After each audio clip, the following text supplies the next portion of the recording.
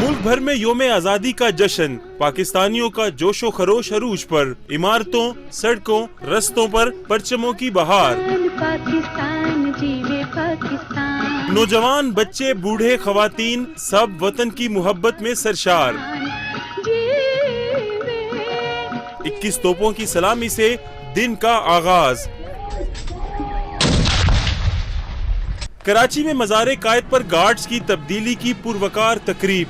Pakistan naval academy के cadets ने मज़ारे कायद पर एजाजी गार्ड्स तैनात कर दिए।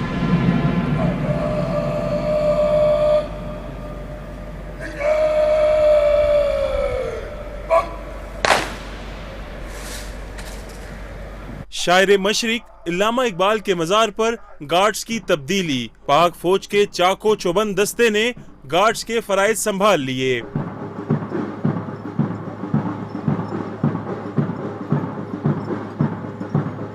मुल्क में इस वक्त नगर नगर, गली गली जश्न आजादी के रंग बिखरे हुए हैं। पाकिस्तान पाकिस्तान जीवे पाकिस्तान।